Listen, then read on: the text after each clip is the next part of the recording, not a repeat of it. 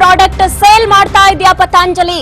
ಯಾಕಂದ್ರೆ 10 ವರ್ಷದಲ್ಲಿ 30 ಪಟ್ಟು ಆದಾಯವನ್ನ ಹೆಚ್ಚಿಸಿಕೊಂಡಿದೆ ಪತಂಜಲಿ. 2010ರಲ್ಲಿ ಕೇವಲ 1000 ಕೋಟಿ ಟರ್ನ್ ಓವರ್ ಅನ್ನ ಹೊಂದಿತ್ತು ಪತಂಜಲಿ ಕಂಪನಿ.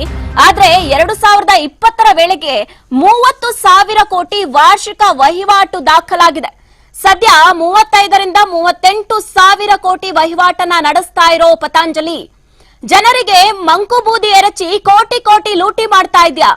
ಪತಂಜಲಿ ಆಯುರ್ವೇದ ಉತ್ಪನ್ನಗಳಿಗೆ ಯಾವುದೇ ಬೇಸ್ ಇಲ್ವಾ? ಹಾಗಿದ್ರೆ ಕಾಯಿಲೆ ಗುಣ ಮಾಡುತ್ತೆ ಅನ್ನೋದಕ್ಕೆ ಯಾವುದೇ ಆಧಾರ ಇಲ್ವಾ? ಸುಳ್ಳು ಜಾಹೀರಾತನ್ನ ಕೊಟ್ಟು ನಕಲಿ ಔಷಧ ಮಾರ್ತಾ ಇದ್ಯಾ ಪತಂಜಲಿ ಕಂಪನಿ? ಸುಪ್ರೀಂ ಕೋರ್ಟ್ ಜಾಹೀರಾತನ್ನ ನಿಷೇಧಿಸಿ ಆದೇಶವನ್ನ ಕೊಟ್ಟಿದ್ಯಾಕೆ? ಟಿವಿ ಪತ್ರಿಕೆಗಳಲ್ಲಿ ಪ್ರತಿ ತಿಂಗಳು ಕೂಡ ಕೋಟಿ ಕೋಟಿ ಮೌಲ್ಯದ ಜಾಹೀರಾತನ್ನ ಪತಂಜಲಿ ಪ್ರಕಟಿಸ್ತಾ ಇತ್ತು.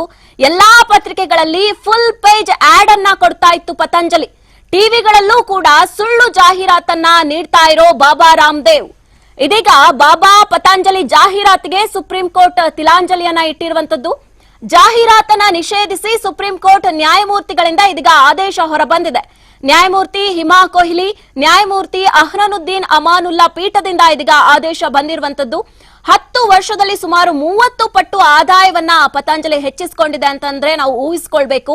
2020ರ ವೇಳೆಗೆ 30,000 ಕೋಟಿ ವಾರ್ಷಿಕ ವಹಿವಾಟು ಪತಂಜಲಿ ಕಂಪನಿ ದಾಖಲು ಮಾಡಿತ್ತು. ಸದ್ಯ 35ರಿಂದ 38,000 ಕೋಟಿ ವಹಿವಾಟನ್ನ ಪತಂಜಲಿ ನಡೆಸ್ತಾ ಇದೆ. ನಾವು ದಿನನಿತ್ಯ ಟಿವಿ ಆಡ್ಗಳಲ್ಲಿ ಪತ್ರಿಕೆಗಳಲ್ಲಿ ಪತಂಜಲಿಯ ಆಡ್ ಗಳನ್ನ ನೋಡ್ತಾನೆ ಇರ್ತಾ ಇದ್ವಿ. ಅಷ್ಟೇ ಅಲ್ಲದೆ ಟಿವಿ ಪತ್ರಿಕೆಗಳಲ್ಲಿ ಪ್ರತಿ ತಿಂಗಳು ಕೂಡ ಕೋಟಿ ಕೋಟಿ ಮೌಲ್ಯವನ್ನ ತೆತ್ತು ಜಾಹೀರಾತನ್ನ ಪ್ರಕಟಣೆ ಮಾಡ್ತಾ ಇತ್ತು ಪತಂಜಲಿ ಸಂಸ್ಥೆ. ಎಲ್ಲಾ ಪತ್ರಿಕೆಗಳಲ್ಲೂ ಕೂಡ ಫುಲ್ ಪೇಜ್ ಆಡ್ ಅನ್ನ ಕೂಡ ಪತಂಜಲಿ ನೀಡ್ತಾ ಇತ್ತು. ಇದೀಗ ಜಾಹೀರಾತು ನಿಷೇಧಿಸಿ ಸುಪ್ರೀಂ ಕೋರ್ಟ್ ನ್ಯಾಯಮೂರ್ತಿಗಳಿಂದ ಆದೇಶ ಹೊರಬಿದ್ದಿದೆ.